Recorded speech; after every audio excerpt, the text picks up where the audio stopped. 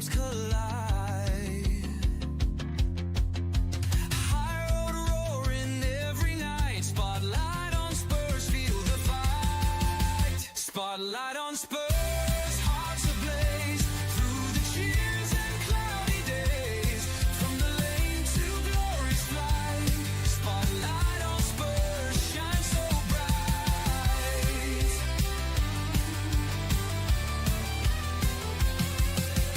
Echoes rise when we take the field. This is passion, nothing concealed. Through the tackles, joy ignites. Spotlight on Spurs, burning lights. Feel the tempo, sweet and wild. London's warriors never mild. Every challenge we endure. Spotlight on Spurs, loud and pure.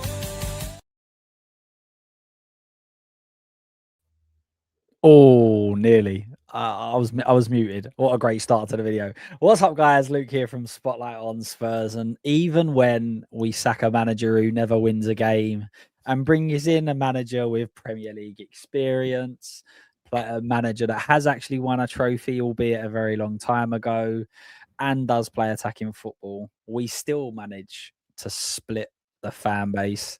The Zerbi has been announced all over X, all over YouTube. It has been debate. The WhatsApp groups have been absolutely kicking off.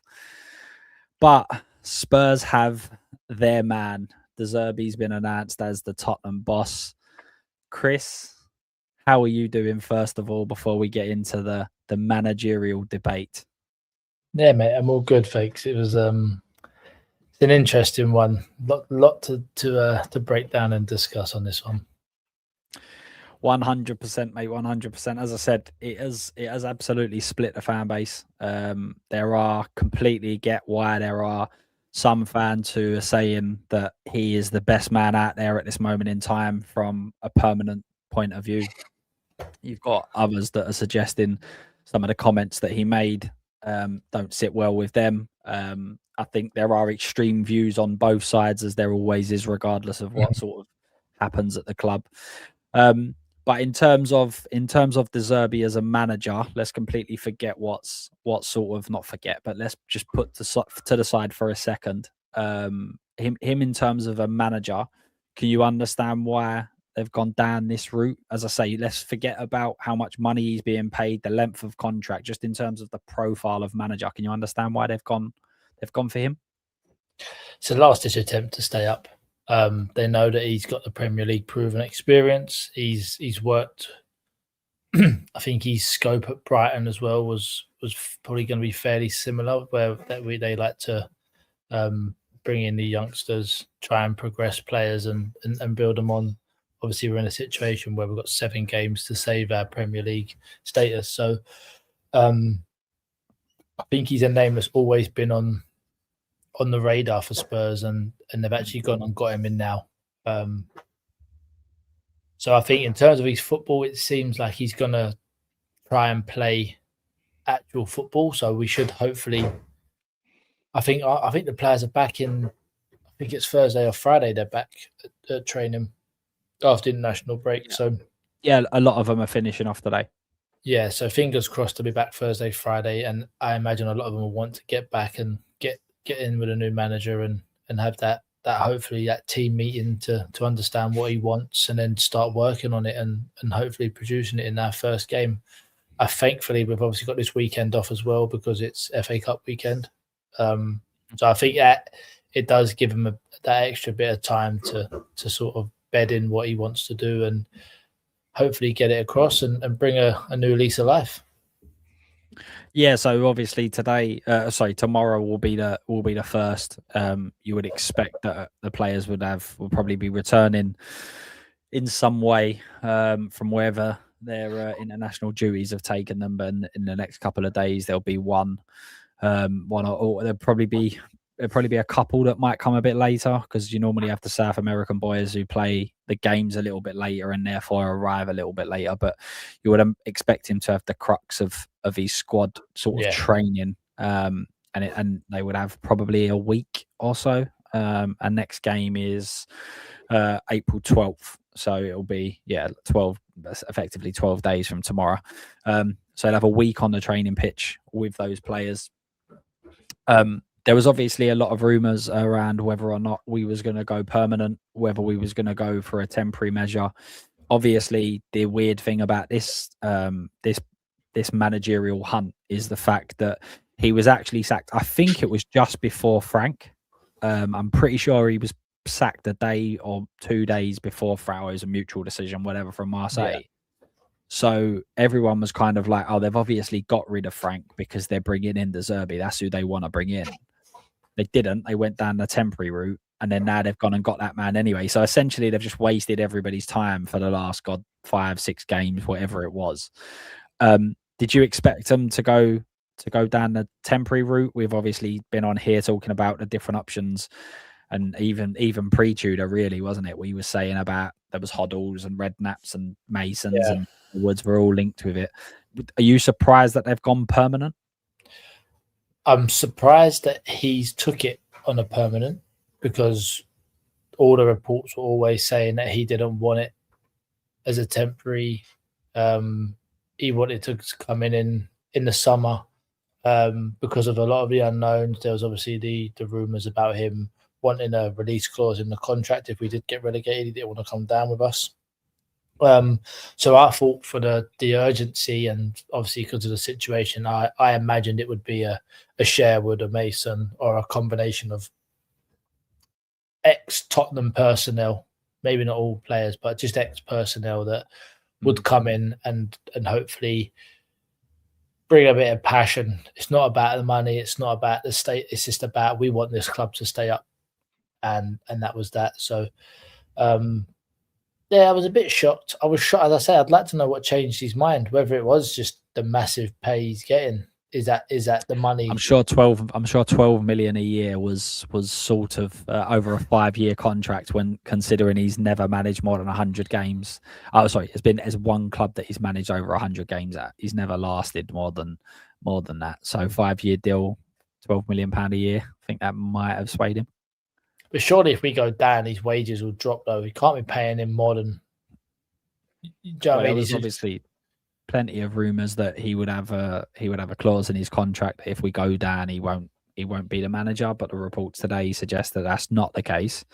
And you would hope that Spurs have put something in where we wouldn't have to pay that full £12 million a year for a Championship manager. No, but hopefully not. Obviously, as I say, 5-year deal, 12 million a year is the rumoured. So £60 million package. Yeah. Again, I had a little look to see what other managers in the Premier League were on. Conte was famously on 15 million a year at Spurs. But unless Arteta's signed a new contract in the last probably 6 months, I think it is, then the Zerbi will actually be, depending on where you read it, but some say that actually the Zerbi will be on more money than Arteta. The only manager in the league that will be on more money than the Zerbi will be Pep Guardiola. Mm-hmm. Do you think that, obviously, you always hear when there's a new manager appointed, all the positivity comes out. You hear all of these things from 15 years ago in an interview where someone said he was going to be the best manager in the world, and all these sorts of stories that come out. Do you think that the Zerbi's a manager at this moment in time, or could potentially be a manager that's worth being the highest paid manager bar Pep Guardiola in the league? The honest answer is I don't know, because I didn't.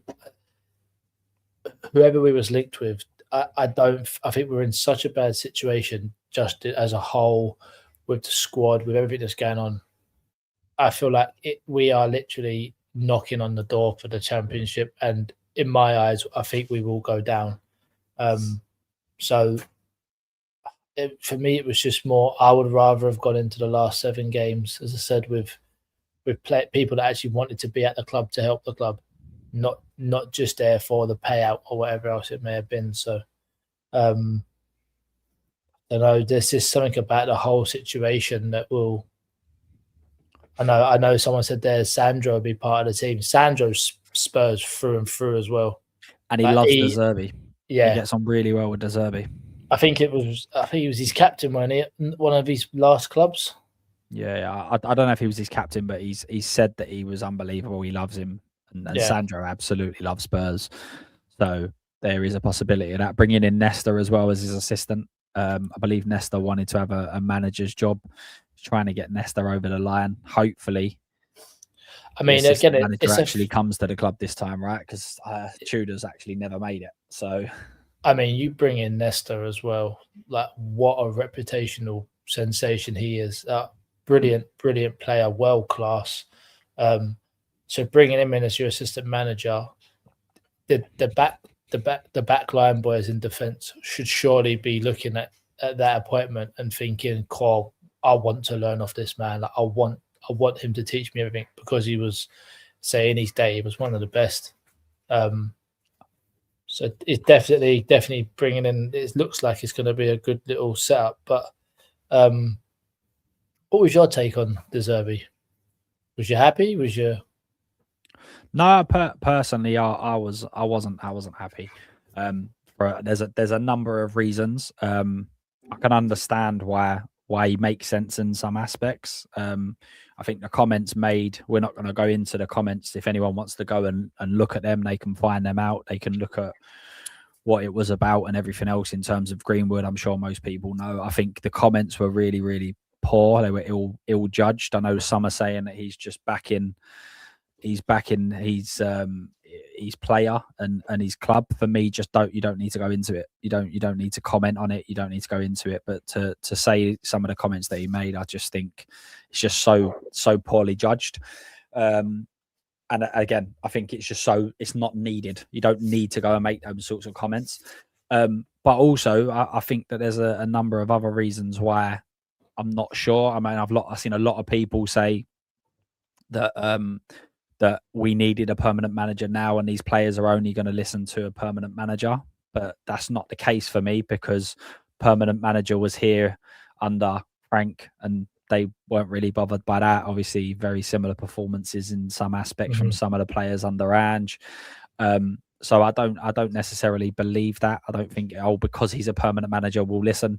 If we go down, most of these players are leaving, whether he's the manager, who's the manager, or whatever, probably anyway. So I don't really believe in that. And I just think the summer market, I've written down a list of all the these. I'm not saying that this is who Spurs will get, but in terms of managers available in the summer, you've got Iriola, Silva, Klopp, Alonso, Nagelsmann, Poch, Slot, Maresca, Xavi, Zidane.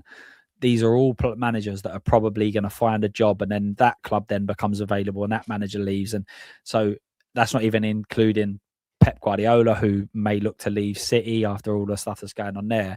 So you've got such a pool of managers in the summer. Yeah. And right now you've got a very small pool of managers. So for me, that's one of the reasons why I would have tried to see if we can get by. And you mentioned it earlier, and we've said it's been said on loads of different shows. This isn't us saying anything that others haven't, but you want a manager to feel that they're a part of Tottenham, and if they go down, it's really, really negative and everything else. But I don't. Why is De Zerbi going to think if he's on 12 million a year, for instance, even if he goes on to 6 million a year, most Premier League managers are only on around about 6, 7, 8 million a year. They're not on that much. Exactly. So he's actually, even if he gets relegated and loses half his wage, he's still on a pretty decent sum, sort of thing. So listen, I don't think there's a wrong or right in this, in terms of like there's a lot of fan base. We had this with Ange. I'm right, you're wrong. It's your feelings around it. Nobody's right and nobody's wrong. Yeah, but I feel like as well, a big part of him with people potentially not wanting to come in was because of the major links to Pochettino in the summer. It's another big one. You've got in terms of short term issues, right? You've got the mid-season. When he goes into clubs mid-season, he actually doesn't perform very well. The first 5 games are really, really negative. Now, we obviously had Tudor, which was really positive, and that didn't materialize. So that it's not necessarily saying that he's not. And when you say things, you can't say for factual. It might have happened all the time previous. You can't say for facts he's going to start off bad, but that is a possible issue. The difference in the style is a big thing. Obviously, Frank and Tudor have a particular sort of style, and De Zerbi's style is completely different. A lot of the fans been telling me that none of these players can pass, none of them are good enough. When I was saying that I think Frank's part of the reason why we're so bad, and now De Zerbi's going to want to do that. It's exactly what he does. He plays the ball, he passes it, he wants players moving around, he wants players attacking. So that's a massive, massive change. The hothead, someone's already mentioned it as well. I think it was who is it? Adrian, I think, mentioned about him being a hot-headed. That Tudor tried to come in and be the guy that is really, really strict. Didn't really work. Didn't work at all. Players didn't get behind it. Do you know what I mean? So you've got that part of it. And then what was the other part that I had written down? I think, well, obviously he didn't want to come. Is the first, like you've already said it. He didn't even want to be here. You want people that want to be here, and he was like, "No, I want to come in the summer." Until you throw a load of money at him. But also, so many fans are just like, it's almost like dead cert. He keeps us up, and I'm like, I don't know where we've got that from, because he's never. His MO is not going in and keeping teams up. It's not like, I mean, back in the day, you appoint Sam Allardyce, you're kind of like, we're probably going to stay up. He'll find a way. Yeah, thing. It might go to the last couple of games, but yeah, you're probably gonna make it. But yeah, Zerbi's not got that history or anything like that. So I don't know why there's so. Is he, in terms of caliber of manager, he's obviously very good, but we're not talking about calibers of managers or anything like that, or style of play. We're talking about 7 games to come in and immediately get results. And I've seen so many fans almost like, yes, he will definitely keep us up now. And I'm like, I don't see how that's a guarantee at all. But even if he doesn't, not saying he won't, but yeah, even if he doesn't keep us up though, what promises has he been made in the summer? Because if we go down, obviously the squads, you're losing half your first team easy. I think half of them go, if not more. So again, it's like, if it's a different transfer window in the Championship than it is if we stay in the Premier League. But at the same time, if it's a case of we do stay in the Premier League, I'd love to know what he's been promised. Like, has he been promised a £200-300 million transfer budget? With apparently we're scrapping the wage budget, and that's going out the window as well. And even if we do stay, again, will the likes of Romero, Van der Ven, will these players want to stay? Will they be in next season? Will they want to go, do you know what? We've had enough of this. We can't be in a in a club like this. We want to go somewhere else where it's a bit more stable and the ambitions are a lot better. And I wouldn't blame them if that was the case. No, 100%. Eugene has joined. He's joined the chat, my man. Thanks for coming back on. How you doing, man? You all right? I'm good. Congrats on the 1 year. Well done. Thank you very much. Keep it going. Thank you very much. I only realized it. I literally was sitting in work and I was like, I swear it's coming up to a year, and realized that just gone over a year. So for anyone that don't follow me on X, I just put out a quick post earlier on today, and effectively it's been a year, since just over a year since I made the first ever live stream video. Chris has basically been there for every single one of them. It's like a Kane and Son partnership here until they got broke up. But yeah, we hit just over 2,000 subscribers recently, which is just absolutely ridiculous. The support has been mad, especially when you consider just how bad it is and how horrible it is to support Spurs at the moment. So I appreciate everyone's support. So big up to you, Eugene. Thank you very much, my man. But how are you feeling? How have you had a couple of hours now? We kind of knew this was taking place yesterday. What's your overall thoughts on De Zerbi being Spurs' new manager? You know how I feel. I texted you right away. I was so angry. He was the least.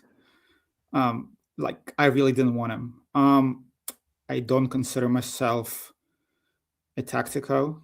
That might be surprising to some, even though I coach kids. But I've watched enough sports in my old age to think that I know what makes a really good coach or a manager, just in general, especially for teams that need rebuilding like ours. Yeah. And for me, temperament is a big one. It's up there. I think for me personally, temperament, patience is more important than tactics. Because if you look, I don't think anybody is going to reinvent the wheel like Pep. So if you look at his track record, he hasn't lasted anywhere for longer than a year and a half, 2 years. very volatile. He reminds me of Conte without the CV. Yeah, very similar. Yeah. Without the CV. So at least with Conte, I could understand the ego. He won and he wants the best. And Conte, he goes to teams that are on the verge of winning and he pushes them over the top and leaves, right? That's his MO. And that's what coaches and managers of, with that temperament do. They come in, they win, they burn all the bridges and they leave. Yep. De Zerbi is not on Conte's level. However, he acts like it. So for us and where we are, I'm just not sure that's the right manager that we need. Also, what's similar to Conte was he rejected us the first time. Then we came back to him the second time. We gave him 15 million a year, and he came on just for the money. And you can tell with De Zerbi, it's the same thing. He rejected us. Now we came back. We gave him a ton of money. And also, if the rumors are true, he has an out if we get sent down. So no, if that's apparently today, the rumors are that there is no release clause in his contract. So if we get relegated, oh really? Somebody just posted in one of my WhatsApp groups, but maybe again, I'm not sure. If there is no clause, I'm okay with that. It means he's confident in his abilities. However, if there is a release clause where he can leave, it's obvious he's only here for the money and he doesn't want to take any risks. And he's not confident that he can do a job. So that just doesn't signal like he's invested in the club. Again, given his track record and given how the financials are set up. We can talk tactics. He plays a good brand of football. That's all true. But again, for me, based on the state where we're in, that's secondary. I want a project manager who can grow with the club. Obviously, some people say for us right now, staying up is the most important thing. If he keeps us up and then leaves and burns everything down, it's worth it. You know what? Like potentially so, right?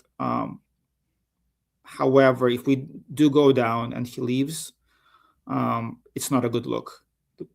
We look foolish as is, and then we're going to look even more desperate and more foolish. So I'm not happy. However, I'll be glad if I'm proven wrong, right? Like if I'm wrong, I'll hold my hands up. I'm like, hey, I'm wrong. One thing that I do like is, again, if the rumors are true and his coaching staff includes Sandro and Nesta, at least when Nesta comes in, Romero and Van der Ven will listen because he carries some weight. His name carries some weight. Again, I'd rather see him, be a player for us because I'm sure at 50 he can do a better job than our current center backs. However, I think that coaching staff, it's a good coaching staff. So again, I'm not super optimistic, but we'll see. Yeah, I mean, everyone has to. So as I say, regardless of whether I didn't back Frank, but when he comes in, you've got no choice, right? You need to kind of not necessarily get behind him, but you want to get behind Spurs. The last thing we want is for him to fail, Spurs get relegated, and then that doesn't work for anyone, right? Adrian, big up to you, my man. Did Basuma play under De Zerbi? I think he did. I think he had 1 year with De Zerbi, if I'm right. And obviously, would have been probably his last year at Brighton, which we would have signed him. He was very, very good. When we signed him, I thought he was going to go on to be a top player, but obviously it didn't pan out like that. But yeah, I completely agree. If you're especially when we're talking about a short period of time, 10 games or whatever, Romero and Van der Ven, if you've got Nesta joining your club, regardless in whatever position it is, whatever position it is in terms of assistant manager, whatever. What a player to have, Chris, to be able to just learn little nuggets from, because he was ahead of his time, and really he was such a good player. So imagine just having those two. What do you think? Do you think those two, we should start seeing better performances if Nesta comes in? Because I'm sure he will just be able to give them just little pieces of advice that would improve them, right? Yeah, of course. I mean, as a striker, and you get one of the best strikers in the world come in as a coach, all you're going to want to do is learn. You're going to want to be asking them all the questions. Again, midfielders, they all do it because these players probably looked up and probably watched Nesta play and see how good he was and all the finals he got in, all the trophies he won. So, it's definitely probably what we need. And I think we've been talking about it for a long time now, where it's having these people in and around the first team to give them that. Again, I can't remember who it was, what manager we said, but if you bring someone in who carries that weight with their name because of their playing career, it makes the players actually stop and go, I want to listen to what you've got to say because I respect you for what you've done as a player. So yeah, fingers crossed Nesta does come in as an assistant. And I mean, we can't see any worse than the defensive we've seen. So surely you can only make positive improvements. Yeah, I mean, you would hope so, right? And Sandro brings that connection to the fans, doesn't he? The one that, I mean, Sandro's I'm not sure a mental Sandro, a mental Zerbi, and a mental football club. I'm not sure how they all kind of go together. But we should start a sideline cam, because I reckon that the first game, the sideline is if we go 1-0 up or 2-0 up, whatever, and we win. There needs to be a Sandro cam, because I reckon he'll be jumping around the sidelines. I reckon he'll be in the stands. He'll be going absolutely bonkers. So maybe that's a thing we should put to the Spurs football team, is to get a Sandro cam on the sideline for us. I mean, Nesta, give me Sandro at the 6. When our assistants are better than our players, that says something. So I would take Sandro in a minute. Big up to Danny K. Danny K posted on X today about Nesta coming in, and I was like, hang on a minute. He was like, it's gonna make Romero and Van der Ven step. I was like, hang on, it might not, because in training they're gonna be sitting there going, well, he's 50 and better than us. So we heard that the famous story about Glenn Hoddle being in Chelsea's training ground, and he was the manager and the best player, and it was like he had to dole down training sessions because he was technically better than all the players. And it feel like that could be a possibility at Spurs, where Nesta's saying you need to do this, and they're going, we can't do it. We're simply you're still a level above us despite the fact your age. But we did sort of touch on it before you came on, Eugene, in terms of I echo a lot of the fears that you have. I can see some positives in terms of the style of play that he would implement is something I'd want to see, but I think there are also some negatives with him. Do you agree that at the moment, just in terms of the caliber of manager, if you're looking at a permanent, because it seemed to be that we wanted to go down the permanent route now, did you think that there was any other managers that are available now that you think were better, even if it's just a better fit, not necessarily a better manager? I think De Zerbi is probably one of the highest caliber managers available at this moment. I'm just not sure on the fit. But for you, what do you think?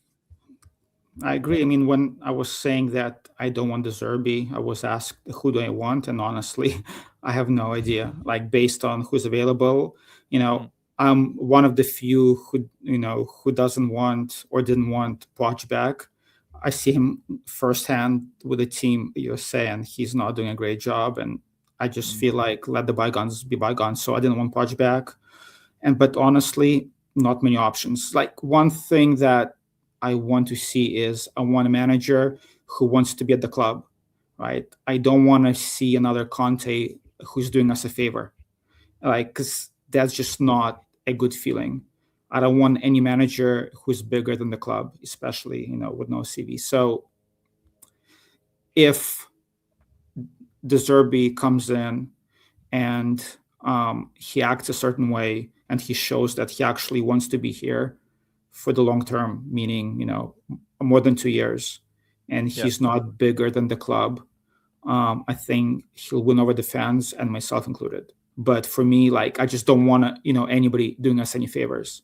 So as far as the names, I was even willing to take a punt on Robbie Keane, or just a young manager that, if somehow we stayed up, who can grow with the club, especially if the senior players will leave and will be forced to play some youngsters. Then, like we did with Poch back in the day, a manager can grow with the players. Yes, I feel like for us, that would be the best fit. Whether we can do this with De Zerbi or not, we'll see. I really hope he can change his ways and actually, stick around. Yeah. Just on that whole youngster thing, is De Zerbi known for playing youngsters? Like, will he bring players through, or do you think it'll be a case that he might come in and go, listen, who's up for the fight? If you're not, there's boys out there that are ready to go, and bring them in maybe?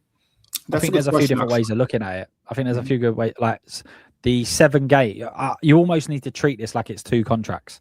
You've got the 7 games. Yeah. And I can't imagine him, unless one of these players just takes a shine into. I can't imagine him bringing Luca Williams-Barnett on and things like that. This is 7 games that he needs to come in and win. But then the other part to it is, as I said earlier, he's only ever managed one team more than 100 games. So everyone talking about the 5-year and the project, he's not that manager. He's never been that manager. He exactly what Eugene says. He kind of comes in. He has somewhat of an instant impact in his own way. I mean, Conte is the perfect person for that, but he's nowhere near that level at this moment.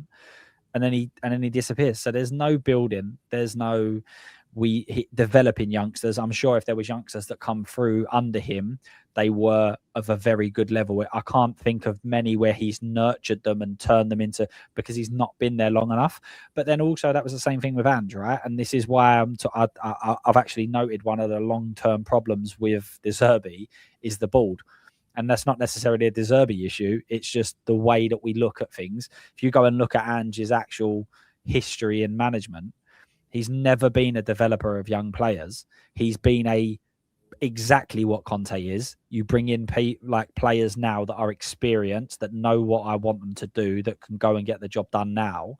And then after a few years, he leaves. So the fact that we threw a Bergvall, a Gray, an Odeber, a Tell all at him and expected him to go and develop these players when he's never, ever done that, similar to asking Thomas Frank to be an attacking manager, similar to asking Nuno to be an attacking manager. This is what we do. We bring in managers and players and ask them to do stuff they've never, ever done before.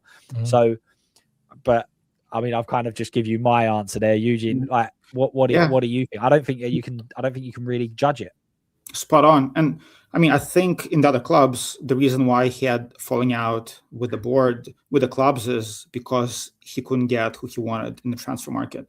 And that's kind of my issue with the club. Just the decisions that we make, it makes us look so foolish. We need to know who we are as a club. We're not going to get the premier players, right? That we know that. And we do have a really good crop of youngsters coming through, right? The Williams-Barnett, who you mentioned, Mikey Moore, Vuskovic.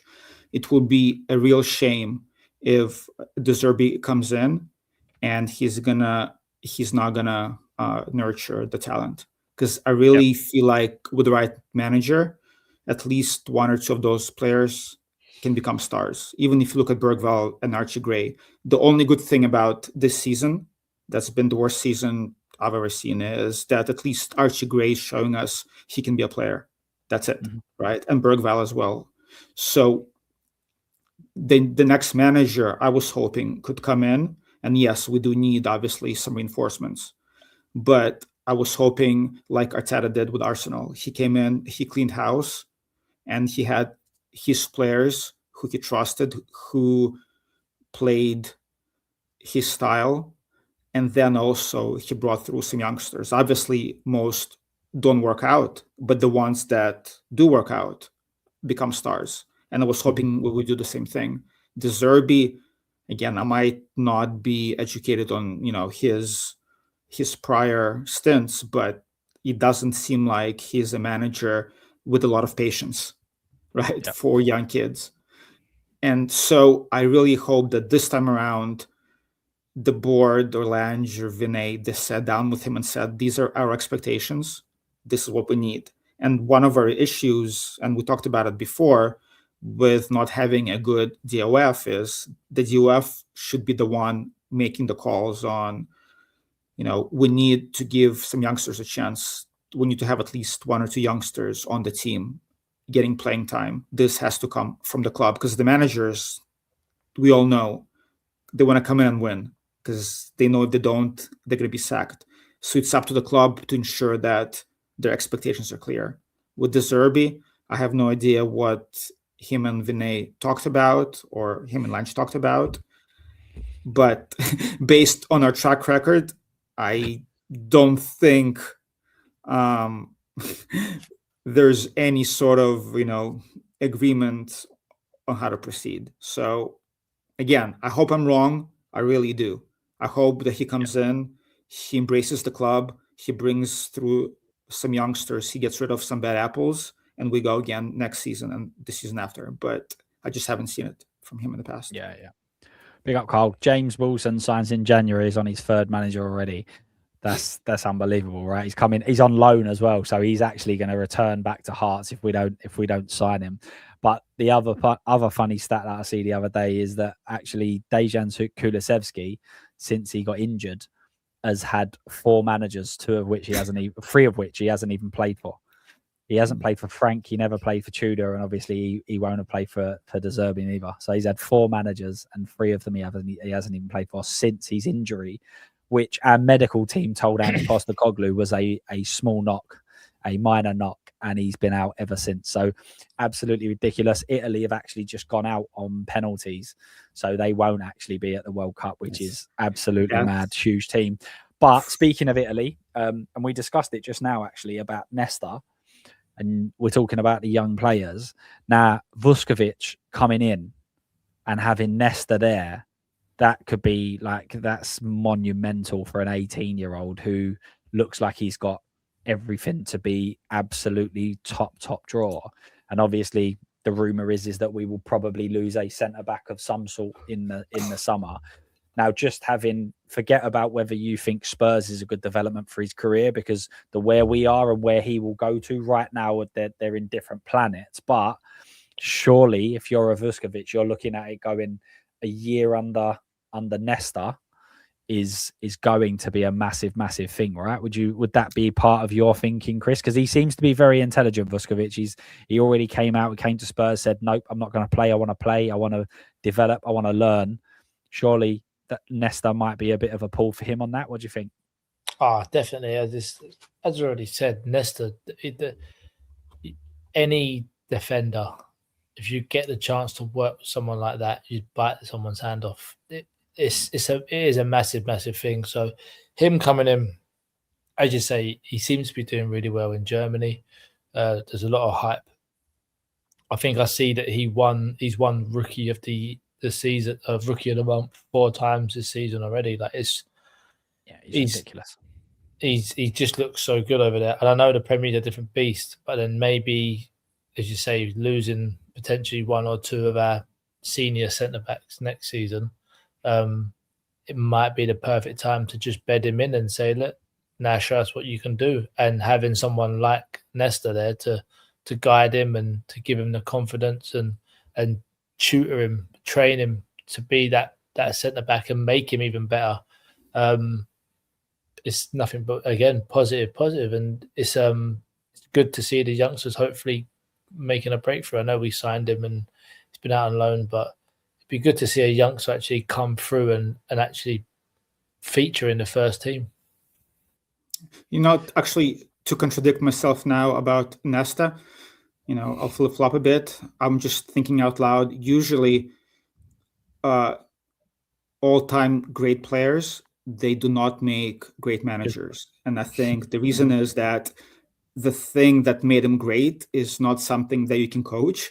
So they, when they look at others, they become frustrated probably that those players cannot do what they can do, or they cannot read the game the way they do. And I don't think that's coachable. So maybe as a manager, Nesta might not be great, but again, just he has this level of respect from players that just by default, by being in that room, he's gonna command respect. And for us, I think a lot of the issues that we've had in the past few years is the players haven't had respect for the managers and the coaches. So I think just from that perspective, that's going to be a plus. Whether he can actually teach Van der Ven something, or Romero something, or Vuskovic, that remains to be seen. But I'm just hoping. Go on. on. No, I'm just hoping that, just say, it's not an individual steps. It's more he shores up the back 4, back 3, back 5, whatever we're going to play under De Zerbi. If he comes in and he can shore that up, this is what we're lacking at the minute, is that defensive knowledge, and we're just leaking goals left, right, and centre. Yeah, 100%. To Kevin says De Zerbi promoted 8 academy players into the first team at Brighton. But the one thing I will say about Brighton is that the recruitment there is unbelievable, right? So it's okay him promoting the academy players, but are they bringing in academy players that are very, very good? Like, for instance, have they gone and purchased very, very good young players and then promoted them very quickly into the first team? Is he developing them in terms of like their raw talent? I think Brighton is very, very difficult to judge. Very similar to Brentford. The way that they recruit is so exceptional, and it was one of the big reasons why I wasn't so all over Frank, because I was going, he's coming in from a very, very good recruitment team, a very, very good structure. You know that everyone around him is doing a very, very good job. How much influence does he actually have? And it's the same thing at Brighton. As I say, at Marseille, you've got the video of what the Zerbi done to that young player. He is apparently now one of the standout stars in Serie A. Now, I don't watch every single Serie A game, but apparently he's gone on to do really, really good things there. And listen, that might not be De Zerbi's fault. Sometimes a young player doesn't click for whatever reason and they go elsewhere and it does click. But I just think that if De Zerbi is only at teams for 90 games, which is on average about 2 seasons, you can't really be that focused on bringing in academy players if you're not thinking that long term, which doesn't really happen in football anymore, right? 18 months, 2 years is probably about the average tenure, which I think is why Spurs need to get a better backroom staff to be able to progress these players and make them ready for the first team anyway. But we will see. The one thing that's quite ironic is the last 2 managers have actually been managers that Paratici has recommended. I know someone mentioned it in the chat that maybe we might need to go see if we can grab some players from Fiorentina now. But again, like, we're talking about a plan. We're talking about Daesh as being a potential option. Now we're at De Zerbi. You've got Ange football to Frank football, and now we're back at De Zerbi.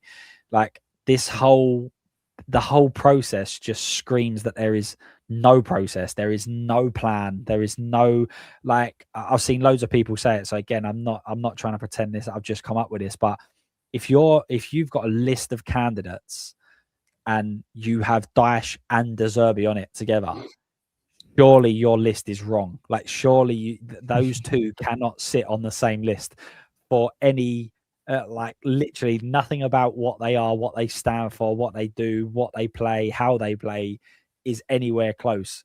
Chris, how are we getting to a stage where these were the 2 almost front runners for the job? It's desperation. That we should not be in a position where we are in a relegation battle in the Premier League. Like, it is absolutely ridiculous. And at the end of the season, if we do go down, I can imagine De Zerbi potentially kicking off and maybe wanting out of that contract. I can hopefully imagine as well that Vinay and Lange turn around and say, we need to go as well because we've not done our job.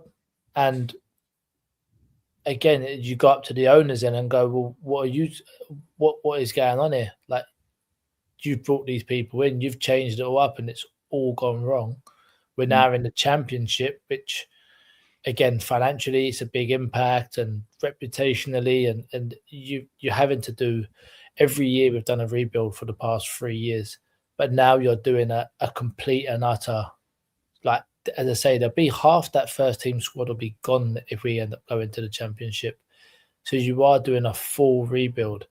Like, the fact that we are being linked with all these managers from, it's literally anyone that's not got a job, we're just being linked with them. And it's like, we are just at sheer desperation. And the top should really look at themselves and take responsibility for that as well. And you know what's so crazy? Just the level of incompetence. If, again, we're just going by rumors because none of us know exactly what's happening in the boardroom. Of course. However, if the rumors are true that somebody on the board, they went over Vinay's and Lange's head and sacked Frank because Vinay Lange wanted to keep Frank. So somebody went over their heads, sacked Frank. Then they hired tutor who the ex-DOF wanted. So was Lange really involved in the decision? And now who is hiring De Zerbi? Is it Lange and Vinay, or is it the board, again, based on Paratici's recommendation? So it's such a mess that it's not even clear who is making the decisions here. And as we talked about before, when Ange came in, the club came out with a statement saying we've made mistakes in the past where we changed approaches with different managers, right? Poch, Nuno, Conte. Now we're hiring Ange, and even after Ange is gone, we're going to stick with the same approach with attacking football. And obviously, they sacked Ange, and they reverted back to the mistakes that they've made before. So is it because Levy is gone? And like, I have no idea, but just the incompetence is staggering. It's not clear who's making the calls, who's making the decisions, and what's going to happen next season. For me, even more important than the manager is, I want to see Vinay sacked and Lange sacked. Again, I'm not even sure if that's going to happen, but we just need some structure and some sanity, that it's clear who's actually making the decisions. Because it could be some finance guy on the board making this hire as well, just because he's like, hey, absolutely. who is the big name that we can get? And actually, honestly, I wouldn't be surprised. Maybe it's the board said, okay, here's a list of names. Who's the biggest name? Let's throw 12 million at him and bring him in. And they're not thinking everything through. And I wouldn't be surprised. I agree. Callum, my man, thank you for joining, my man. How are we doing? You all right? Yeah, I'm good, mate. I didn't think I could leave you with Eugene. Join and left. I weren't sure what was going on for a minute, but you're here now. I kept seeing Eugene on here, so I thought I'd run a mile and all that. I thought last time I was on here with him, I was like, Jesus, me and him just go backwards and forwards. But no, it's good to finally be back on, mate. I know I've been busy with Project Spurs and all that. We've been trying to get something sorted out, and we for months now. But no, it's good to actually be on with something. I don't know whether it's positive, but it's at least a confirmed step by the club after quite a dull time, to be honest, ain't it? Yeah, absolutely. And we will come back to this afterwards. We'll have a chat about the parade, whatever you want to call it. But I'm sure that with the new manager and everything else, whoever set it up, the guys that set it up are going to want to see if they can create some sort of atmosphere before the games. But I'll start out and we'll come back to it afterwards. Where do you sit, Callum, just on the whole appointment? There's a lot of, I'm sure you've seen it all over X and in WhatsApp groups, etc. There's a lot of people saying that he's absolutely the best manager we could have got. Others are saying means we don't get Poch. Others are saying shouldn't be appointed on stuff outside of football. Where do you sit with it? I'm very much, I think, on the fence with this one, like a lot of people. I think there's merit to his footballing philosophy as a manager, the way he is as a person, and his personality and the way that he acts in general, I have a lot of reservations over. I know we've said multiple times that it seems like a Conte 2.0 repeat in that scenario. So it's definitely one that I'm not fully on board with from the start, but because I wanted Poch back from my own personal opinion. But realistically, he was never that close. It was always, if we was going to get him, it was after the World Cup, after America's contract ended. He stuck with it. So he's probably the best option we can get available, because Sean Dyche is still sitting in a pub somewhere with a Guinness. Turns out then negotiations didn't go any further. Kutza obviously distanced himself with it. We had claims of Redknapp going in there, didn't we? He's in South Africa doing the jungle again. He's probably going to get paid more to do that than an interim contract for us. I know what I'd rather be doing. You could eat in kangaroos, bits and pieces, or managing Spurs. I think I'd rather be where he is, to be honest with you. But I'd probably eat kangaroo arse. Let's put it that way. After the way that we was all at the parade on last Sunday, but realistically, he is the best available option. There was obviously the news that they tried to get other people for the jobs that were in sort of job roles and all that, but you can't do that. I mean, who are we going to try and get? Marco Silva, he ain't going to leave Fulham. Emre from Villa, he ain't going to leave. Maresca, Iriola. Yeah, Areola's coming exactly. to the end. It was one of them. I reckon it was Silva or Areola when it must have been. Like Emre's not going to leave Aston Villa to come to us. Like it's just not going to happen. So I think it was them too, to be honest. Obviously, I'm sure that will come out in the wash.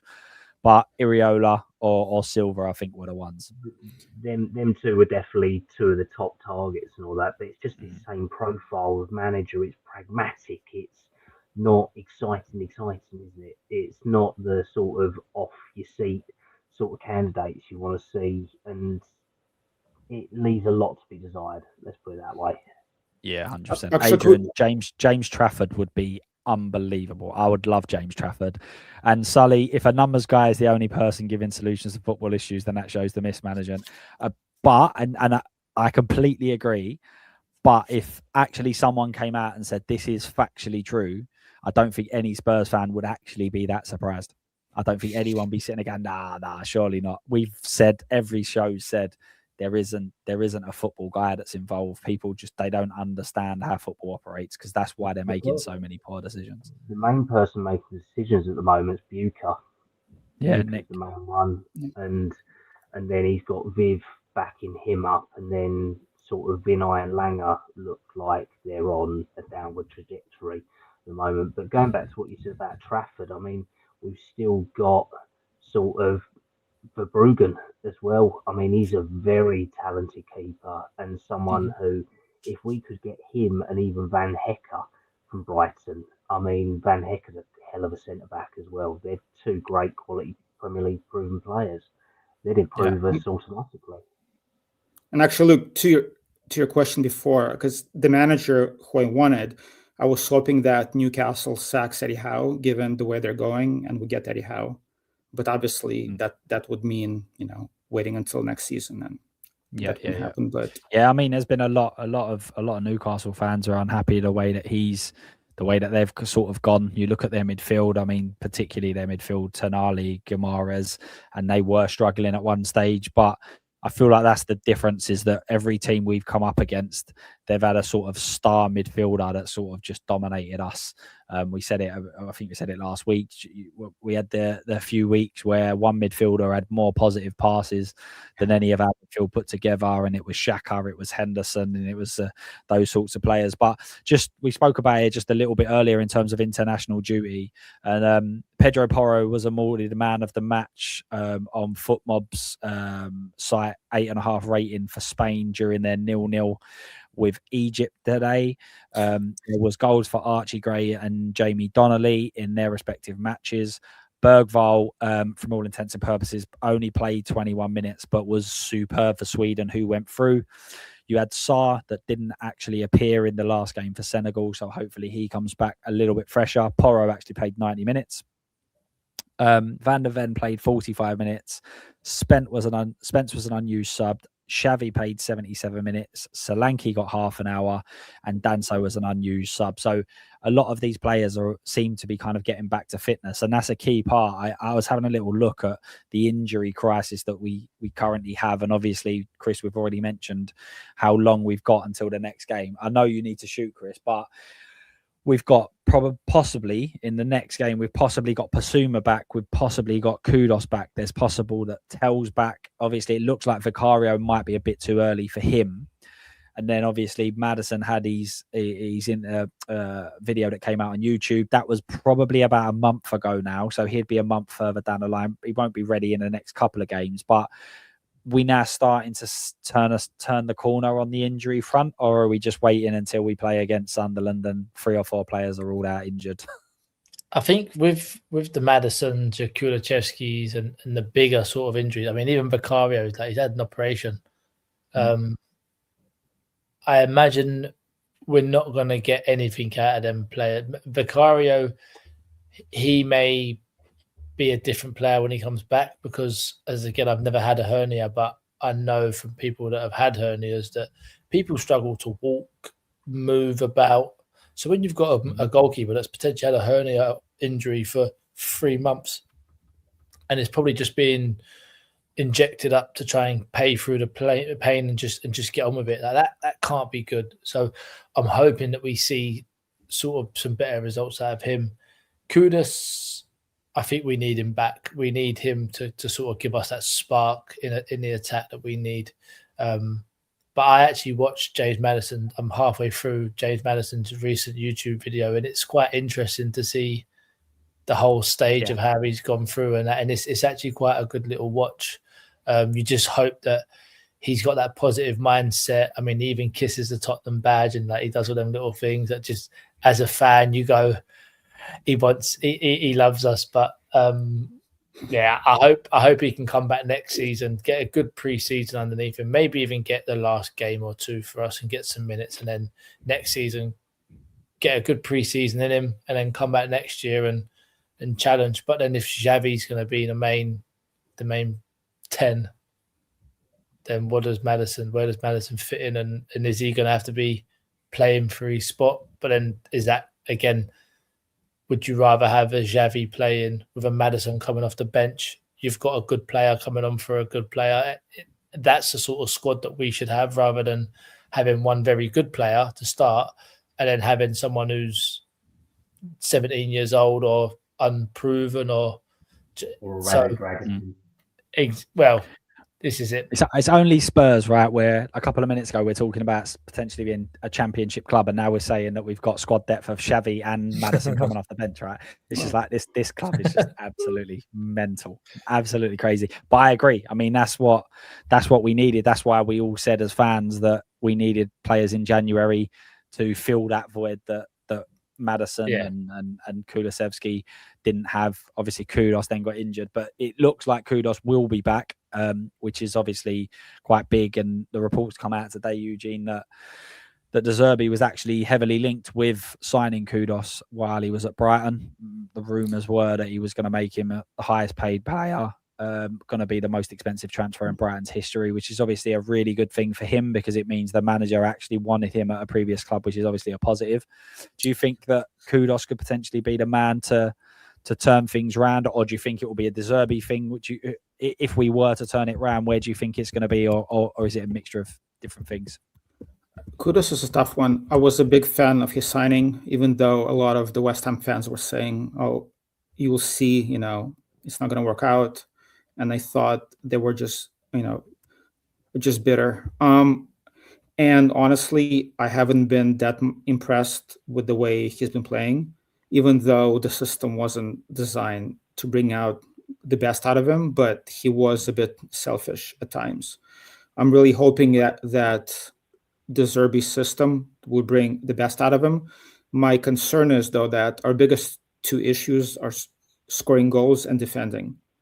So ultimately, and Kudus is not a goal scorer, right? So he might help us, down the wing, or maybe in the midfield if he plays the 10, perhaps.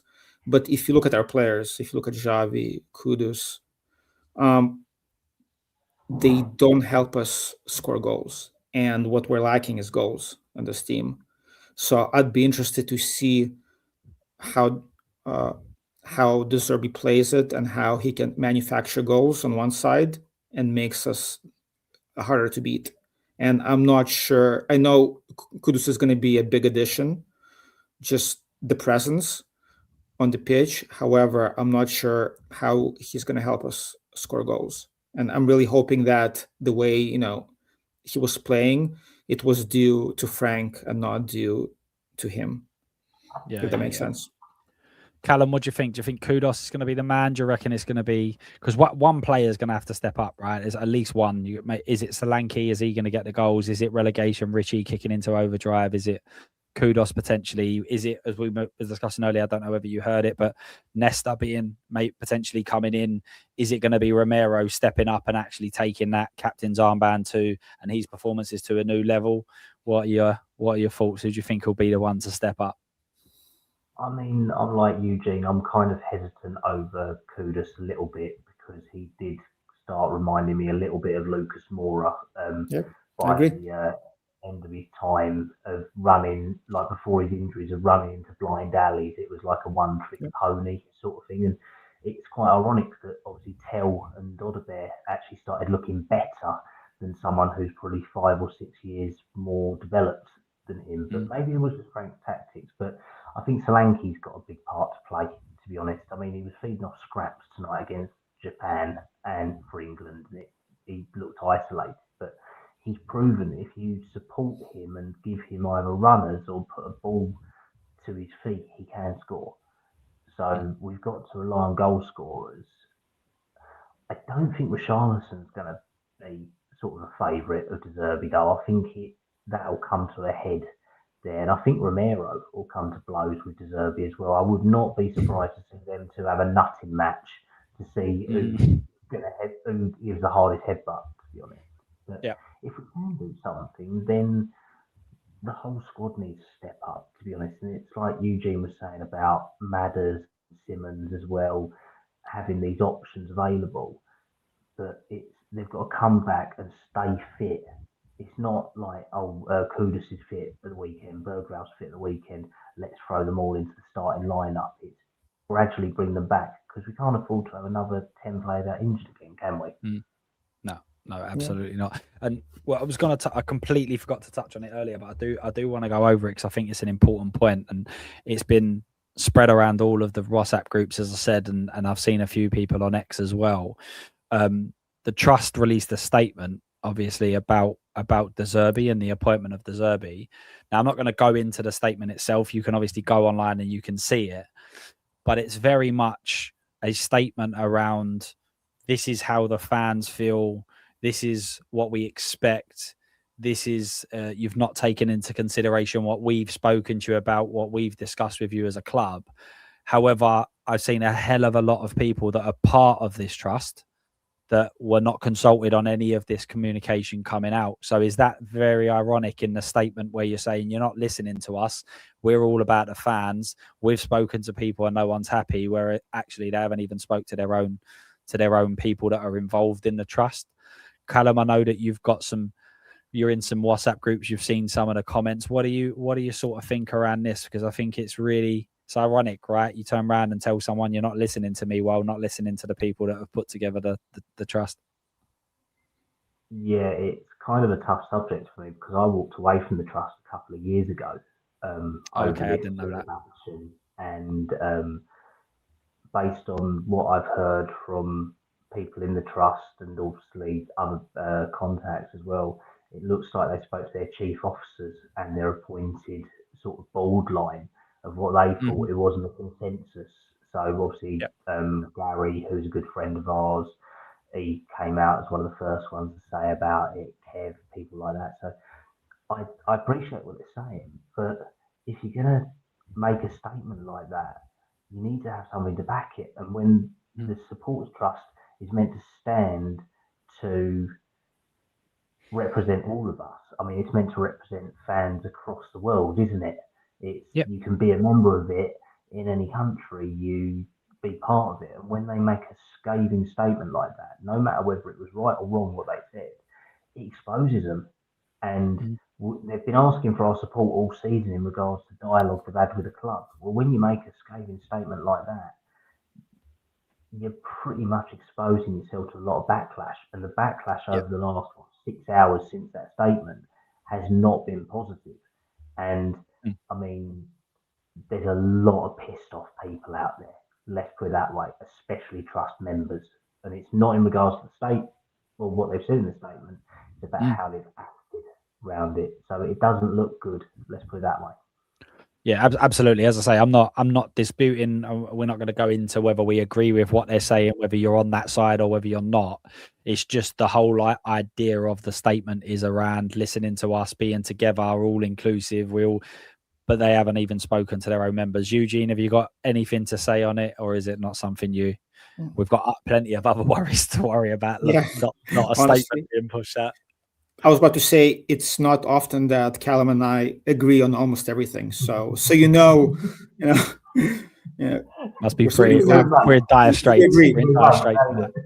Yeah, but as far as the trust, to be honest, I know they do a lot of good as far as ticket prices for the seniors and stuff like that. So they need to kind of toe a certain line with the club. However, I honestly don't put a lot of stake in the communication that comes out. from the trust. Again, it's an organization, and every organization has their own kind of, not agendas, but like certain things that they want to push. So when we say we want the trust to represent all the fans, I don't even think it's possible. As you guys know from of course it's not. from our WhatsApp groups, like you cannot have a polar opposite opinions on anything Spurs at this point, right? So expecting a trust to represent everybody and everybody's opinions, I don't think that's possible. And just honestly, I don't put much stock in what they say about the interworkings of the club as far as who we hire, the players we bring in. I don't think they have that much pull as far as that's concerned. It's more about PR. And they shouldn't do, right? I mean, Exactly. again, I've said it plenty of time. We're on YouTube. You guys are on YouTube all the time. You see it. There are people like me that will go out and say, we should sign this player, we should sign this player. And then a year later, one of the players has never played a game. They're absolutely abysmal. We never bring it up. We don't say, remember that player we said we should have signed, and they're absolutely useless. Now, we will just talk about the player that did actually work out, even if it was only 1 in every 10 or whatever. So I don't want the club listening to what fans think, because fans get emotional and everything else. But it's just ironic to me that the whole point of the letter has not actually been reciprocated in their own ways of pushing that letter out, in terms of speaking to people, making these conversations happen. This is what we're considering doing.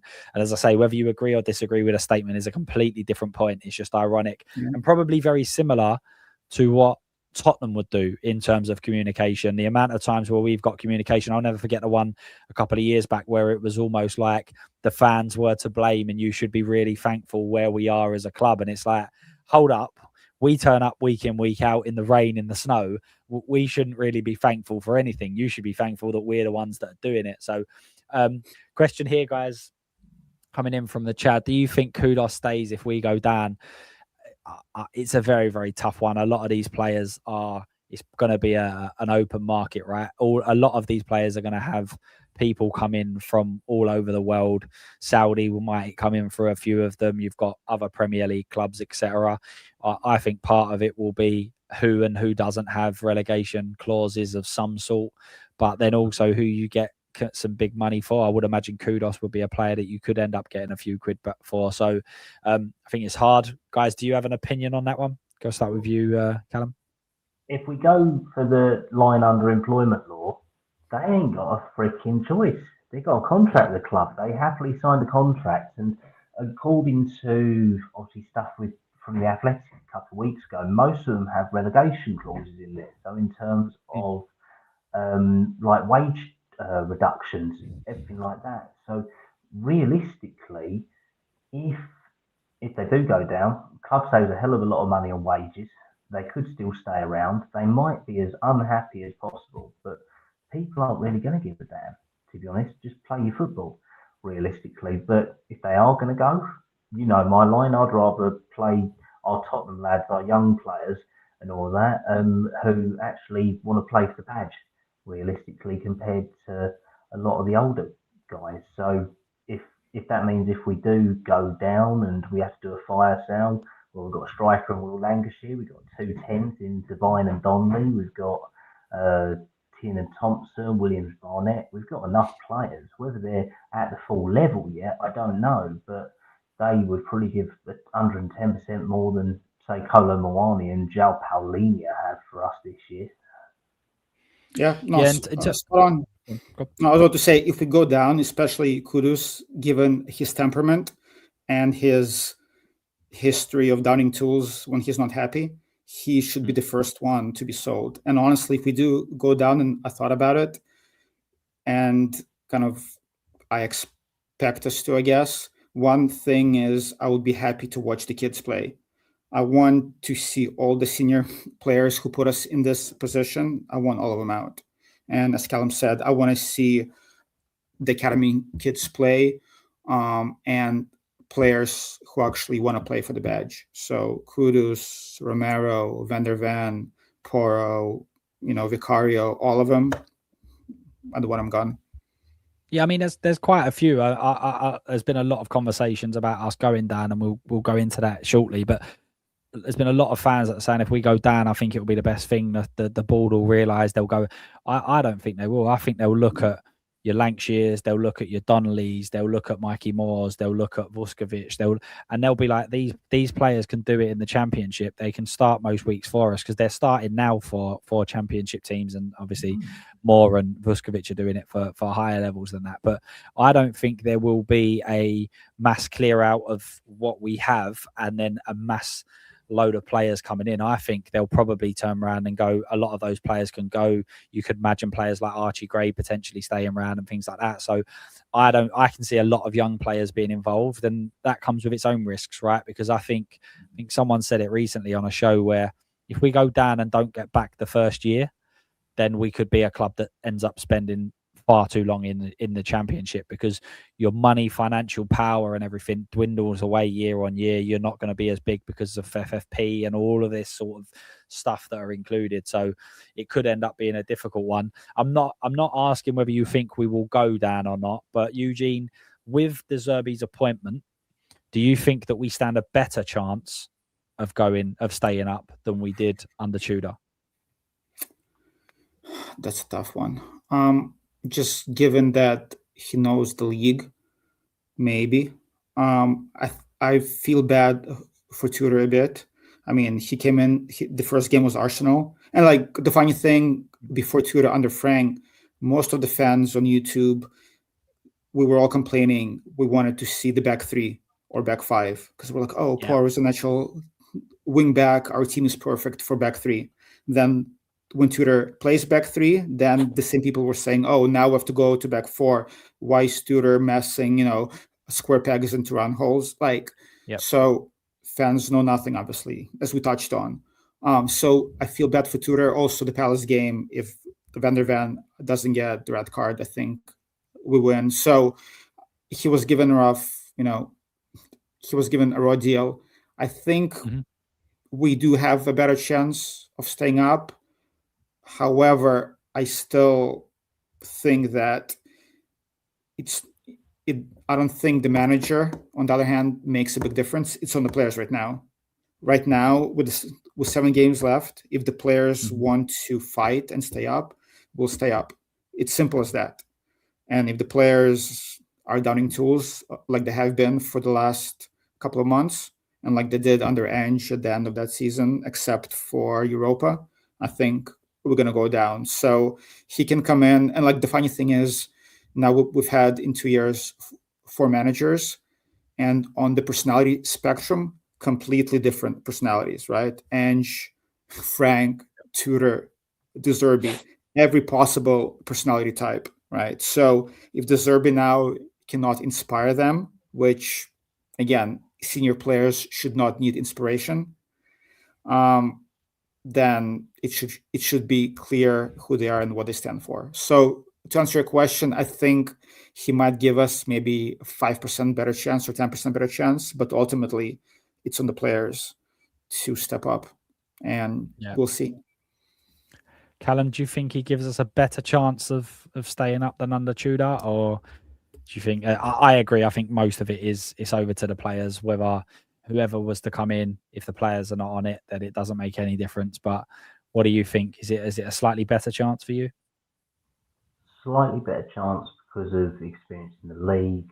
I think that by at least them seeing the faith that's been put in De Zerbi by the contract, the all the fanfare, everything like that they've put into it, then realistically you would hope that the players see it, because everyone knew that Tudor was on a 6-month contract and he was then going to be binned off. His contract already had an expiration date before it even started, didn't it? Whereas, we couldn't even sort out a work permit for his assistant coach. He's still at Heathrow waiting to come through customs. He's been there for months now. But realistically, if the players, just to link something into it, obviously, Luke, me and you were both at the Forest game, weren't we? Alongside thousands of others. And like what Eugene said, it's down to the players. if they didn't get up and rolled from that parade and the screams and shouts and the flares and everything like that, ultimately it comes down to the players of who's interested and who's not. And that's what Zerbi's probably got, a week and a half to suss out. So if he can suss that out, and I mean, we know he's not afraid to give out a P45 on a training pitch, let's put it that way. If you're not doing his way, he will relegate you to the 21s or he'll tell you to go and find your agent, you're out of the club. So I think that he will try to make it work, and I think we could be better. But it's ultimately not just on us and the players, it's on other teams' results going our way. I think now that's the precarious position we're in. Wolves play West Ham this Friday or Saturday. That means points for them. And with us losing to Forest as well, it's dragged us down to a direct relegation rival. That's the problem we're in now. We're having to rely on other clubs to get results and hoping that we get something out of it. Yeah, I mean, a lot of the teams down there, they do have some difficult games that are obviously coming up. So we're obviously one of the last fixtures of the weekend. But as you said, West Ham actually play Wolves on the Friday.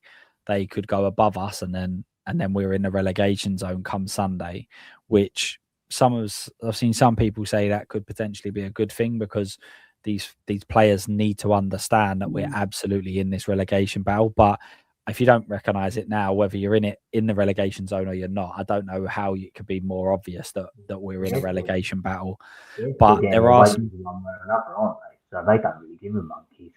Well, this is it. I mean, you can say what you like. If they're not up for it, they're not up for it. Whether they're in it, they're at it, they're shaking it all about. It don't make a bloody bit of difference if they're not on it. But you've got arrested for doing that over it. Well, you've got Forest obviously play Villa as well. Villa, I don't know whether they've played. Who did they play recently? They beat West Ham, didn't they? But Villa play three of the four that could go down, so they could have a big say on what kind of happens. And then you get to the end of the season where you've got teams that might not be coming for anything, they might not be playing for anything. Everton, for instance, they may have been wrapped up, they might not be able to get into Europe or Champions League. So a lot of this is week on week. But the following fixtures that we've got Sunderland, Brighton, Wolves, and then Villa the next four. What sort of a start do we anticipate that the Zerbi would have out in those four games? So you play Sunderland away, Brighton at home, Wolves away, and then Aston Villa away. So he has got 3 away games in his next 4 games. How do you envisage it starting, Eugene? Or do you think it literally could be a stroke of genius to bring him in, or an absolute car crash? I mean, it could be either. So at least it's going to be exciting, right? At least it's going to be an exciting end to the season. But to your point about the West Ham game on Friday, I think if they do win and if we'll be in the relegation, I think that's going to be really bad for us, because as we've seen, the team is mentally weak. So when there is added pressure on the team, as we've seen, when we go 1 goal down, we can play well for the first half. We go 1 goal down, and that's it. Our heads drop, we lose. So if we're going to be officially in the relegation zone, I think mentally it's not going to be a good thing for the players. I just don't think we're resilient enough to come back. As far as the games, one positive is that we do better away than at home. It seems like players feel less pressure away. So that might be a positive. And honestly, I still feel like if we play up to our potential, which I haven't seen in 2 years now, but if we do, we can get results. All it takes is, like, this whole season, I've been waiting for one game where we just get lucky. And I'm like, you know what? If we just get lucky, if we get a call from the ref or a call from VAR, or if we get lucky and pull out 3 points, that might help us. But this season, it just seems like not only injuries, but we're not getting any calls. We're just not getting any luck at all. So maybe away, the players will feel less pressure. Maybe we're going to get a call or 2 going our way. And hopefully West Ham is not going to win, their games. Because honestly, right now, my only hope is that West Ham is not going to win their games. Because otherwise, I just don't see us picking up wins. Just Yeah, I agree. I it's- think we need teams around us to go on bad runs. I don't think we're going to go unbeaten or anything like that. I think we really need other teams to go on bad runs and hope that we somehow pick up enough points. And one quick point, but Luke, if you don't mind, Luke, just one quick point, Yeah. which you guys touched on before about homegrown players. I think Callum touched on it. If you look at West Ham and Bowen, you see how Bowen plays for the badge. And when you're in a scrap, in a bad situation like this, you need homegrown players in a club who actually know what it means like to play for the badge. And if you look at our players, we have nobody, right?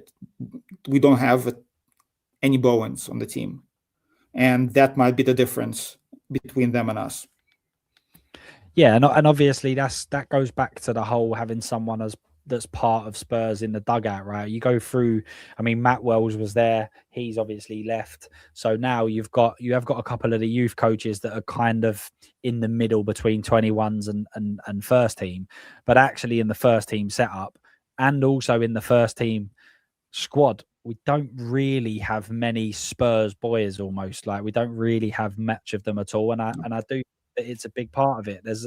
There's so much to be said to have that sort of characters that are in and around it that just sort of understand it. And I think that's why I know Sandro's not a Spurs fan in terms of traditionally growing up being a Spurs fan, but he gets it. He loves the club.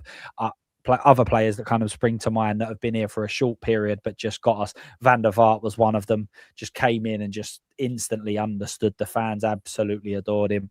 And it's having someone like that in and around it, and I believe we should almost have that as a standard at this club, where some players, some managers and coaches, some coaching staff, that you should have some sort of experience from a youth, whatever it is, whether you're a Spurs fan coming from the youth, but also the squad. We should make a real effort to make sure that we've got Tottenham fans in this squad. It's easier said than done, but even players like Alex Scott, I mentioned him a couple of months back, Bournemouth.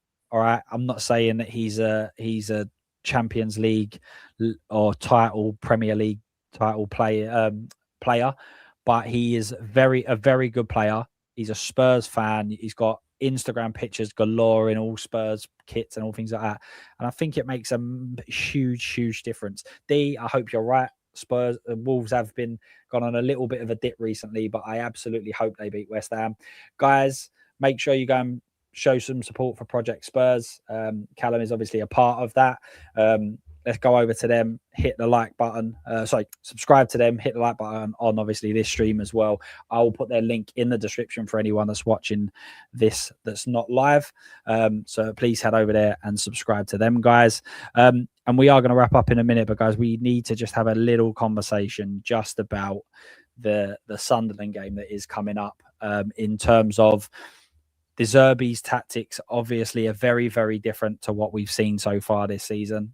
Some have said that he would be absolutely mad to come in and try and implement his own style that quickly. Others have said that's what he does. Some fans are saying that none of these players can pass a ball. Others are saying they was held back by managers. Eugene, what in terms of, we'll do score predictions after, but against Sunderland, he'll have a week. Most of these players, as I said, we're expecting some of them to get back fit and possibly be in the squad.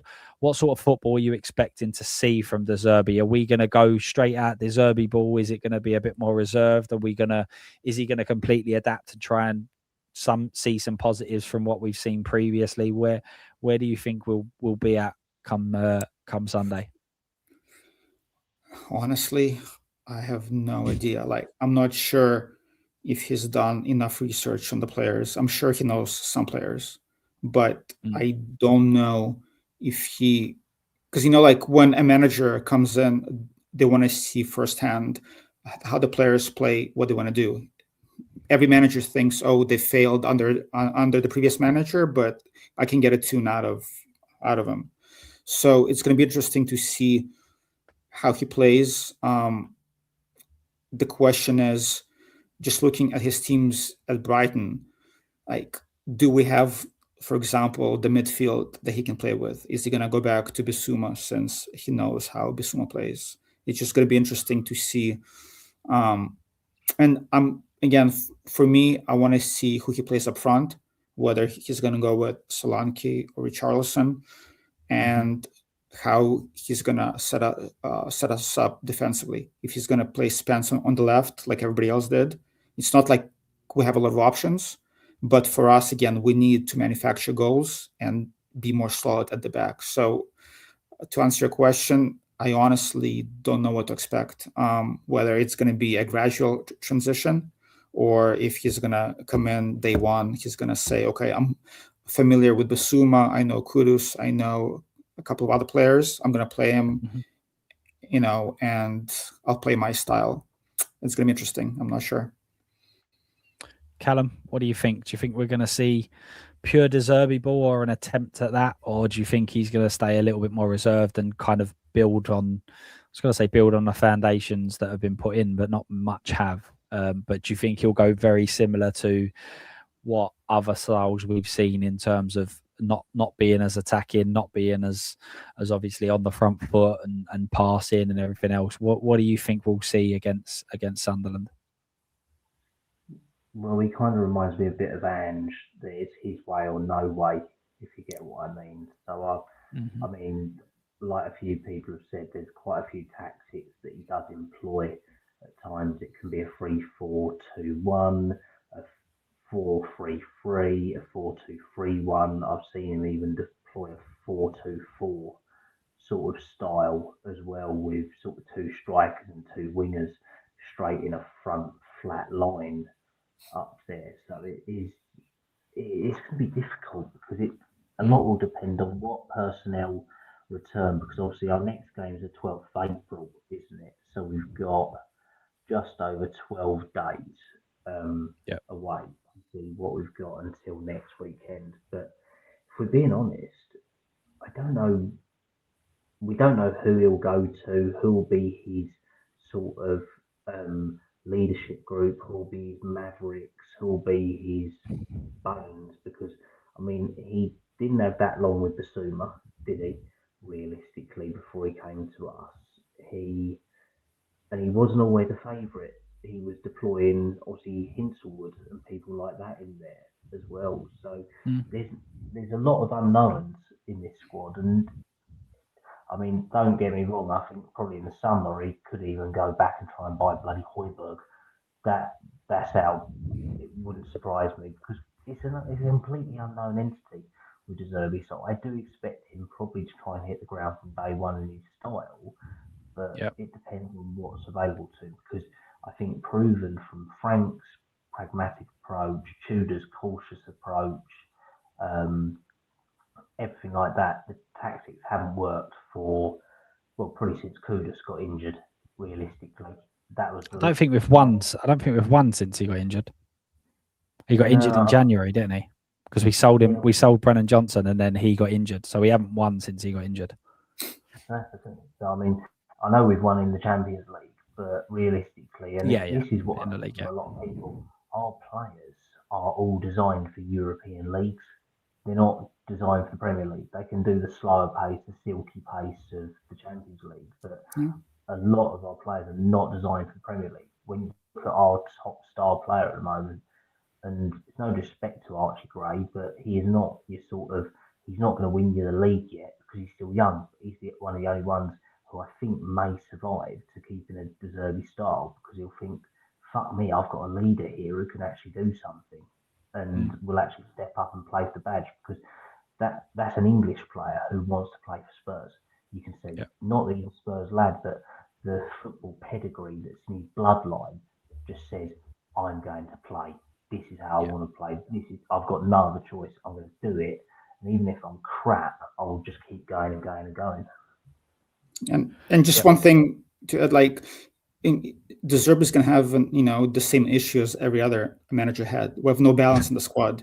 Even when Kudus comes back, we have no left winger. So if he wants to play with wingers, his only option is Tell or Richie, but they're not wingers, right? They're not touchline wingers. They're not going to cross the ball. So that's an issue. So if we have no wingers, is he going to use Kudus in the midfield at the 10? Because it's going to be interesting to see what he does. And also with Spence, like I said, we all know Spence's limitations, in attack.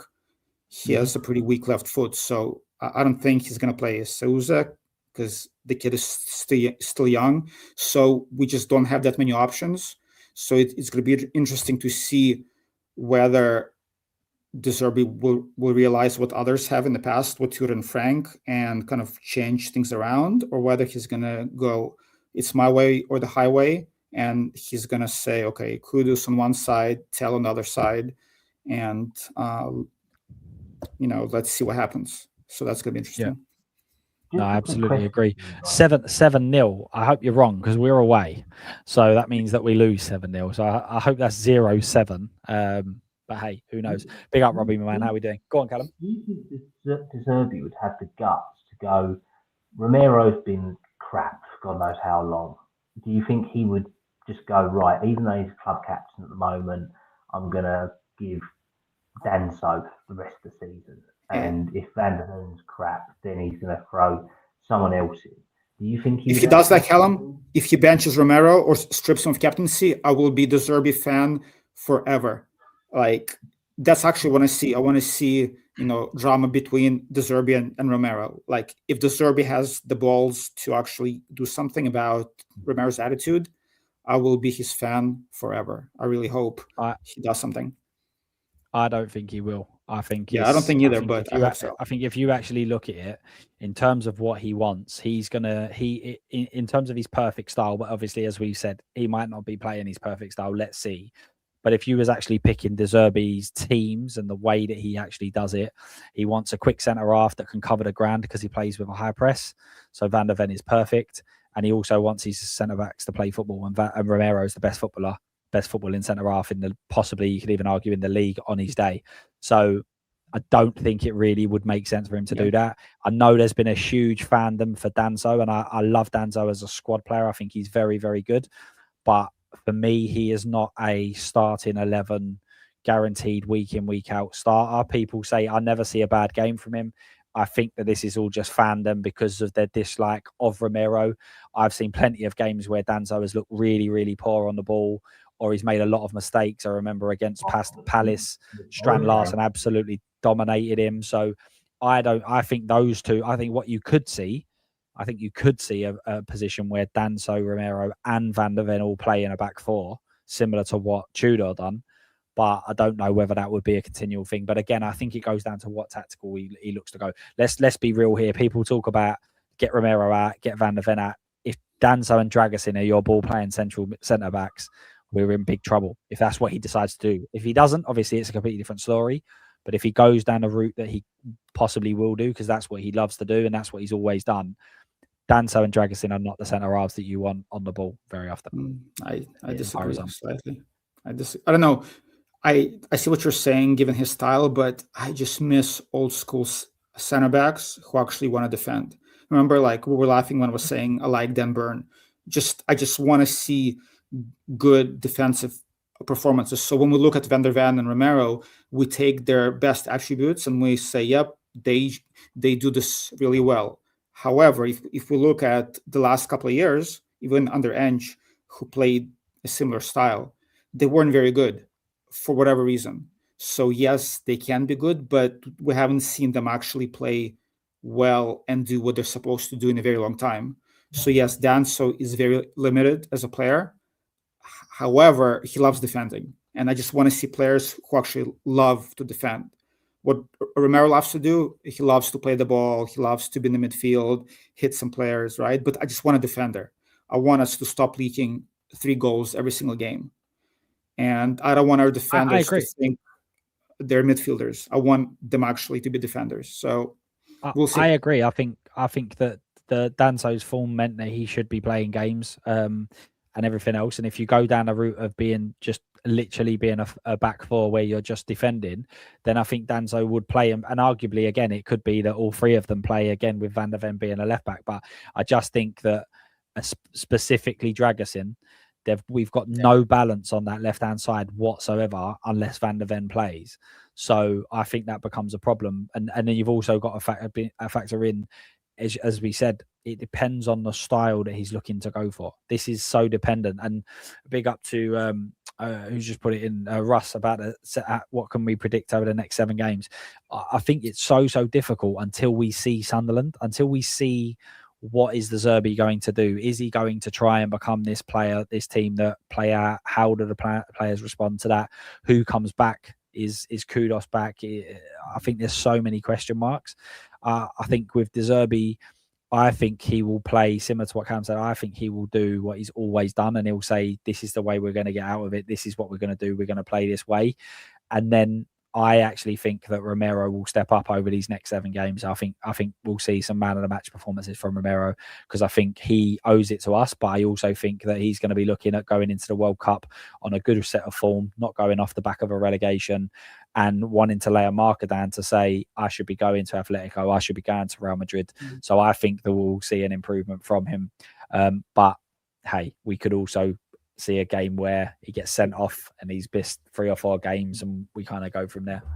You're not wrong though, mate, because realistically it sounds like De Zerbi's going to take training on Thursday, his first time with it. Bruno Salter's still there. They're still sorting out the coaching staff, but sort of Stuart Lewis, Dean Brill, a few of the others, Cameron Campbell are still around from in Frank's time. But I think once we start seeing the training photos as well, we'll start being able to piece different bits together. If we're seeing rondos, if we're seeing big 11-a-side games, if we're seeing 2 squads, 1 squad, short passes, long passes, shooting practice, that's where we'll start being able to gauge where different bits are. I did put something out last night, Carl. So Byfield is aiming to be back from training soon. Olasessi's still around the squad, and he's done well with the under-20s this week as well. So he's going to be staying around on that verge of 21s and first team for definite. So I reckon we'll probably see at least one of them before the end of the season. It depends on the injuries, right? Like if you think about it in terms of, you've got your back 4, you've got your standard back 4, which it normally is. Udogi's obviously returned. You've got Danso, you've got Dragas in there. Sousa will be involved in it. So it depends on the injury front. I think for Byfield, and then Olasesi, the same thing. A lot of our midfielders seem to be coming back. We've already described. You've got Gallagher and Palini, who hasn't played recently. You've got Gray, Sarr, Bergvall's come back. We've got Basuma potentially coming back into the fold. That's 6 centre mids that all now Olasesi becomes 7th choice. So I think they'll be in and around first team, but I'm not sure we'll see much of them out on the pitch unless it's the last sort of 5 minutes, or in a ridiculous world where we wrap up the fact that we're not going to get relegated and maybe we have a few games where we can have a bit of a tinker. But that is an absolute far cry from the current situation that we're in. I think that we might get a point a game. I think we might get 7 from the next 7, and that's being hugely optimistic, because we haven't won a game in 2026. But I've got a point every game. Let's see how we go on. Guys, we are going to wrap it up now. Before we do, as I said before, please smash the subscribe button on this link for Project Spurs. Let's see if we can get their subscribers up. I currently need 5 more to hit 2050. So if we can do that, obviously, if you can smash the like button, because we've had a lot of people in here tonight and we've not had a lot of likes, so that's not good enough. That's my fault. Sorry. We're at like Richarlison sort of strike rates at this moment in time. For the 300 people that we've had, we get like a 1 in 10. So absolutely not good enough, guys. But guys, thanks very much for coming on. Enjoyable one. Again, even though, again, it's De Zerbi, there's so much things going on, the split fan base. This is just Tottenham. I feel like this is going to be every week. We're going to lose a game. People are going to be saying De Zerbi should be sacked, and then he's going to win a game, and people are going to be jumping all over it. But Sunderland up next. There's a lot that can go on in the next 12 days. We could even have a new manager. Knowing Spurs, we could sack De Zerbi, goes and headbutts the chairman, and then we have a new manager. Who knows? But as of right now, Sunderland game on the 12th. What are your predictions, Eugene, in terms of the scoreline? And even though everybody thinks I'm negative, I'm going to be positive. I say 1-1. I'm not sure how we're going to score or who's going to score for us. Maybe Richie. Relegation Richie. Again, it's so funny where I've been hating on him for 3 years. I want him out.